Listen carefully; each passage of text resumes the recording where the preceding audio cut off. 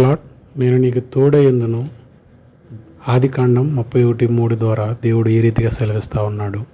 అందరూ అనుకుంటారు యాకోబు మోసగాడు అని చెప్తూ ఉంటారు. కానీ దేవుడు యాకోబు పట్ల ఏ రీతిగా కార్యాలు చేస్తూ వచ్చాడో మనం చూద్దామండి. ఎందుకంటే నీ పితరుల దేశమునకు నీ బంధువుల యొద్దకు వెళ్ళుమని దేవుడు సెలవిస్తూ వచ్చాడు యాకోబుతోటి.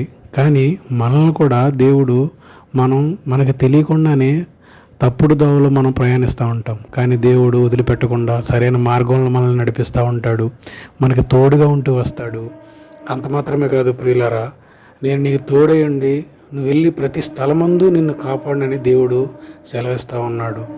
మనల్ని రప్పించే దేవుడుగా ఉంటాడు. మనకి ఏదైతే వాగ్దానం చేశాడో అది నెరవేర్చేంత వరకు విడవని ఎడబాయని దేవుడిగా ఉంటూ వస్తాడు. ప్రియులారా గమనించండి, ఎప్పుడైతే మనం దేవుని వెంబడిస్తూ ఉంటామో, దేవుని యొక్క మార్గాన్ని మనం తెలుసుకుంటామో, అప్పుడు దేవుడు మనకి అనేక కార్యాలు చేస్తూ వస్తాడు ప్రియులారా. కాబట్టి యాకోబు కూడా దినదినము దేవుని మీద ఆధారపడుతూ వచ్చాడు. కాబట్టి దేవుడు ఎంతో ఎత్తుగా ఆశీర్వదిస్తూ వచ్చాడు. కాబట్టి మనం కూడా ఆ రీతిగా దినదినం దేవుని మీద ఆధారపడదాం ప్రియ సహోదరి సహోదరుడు.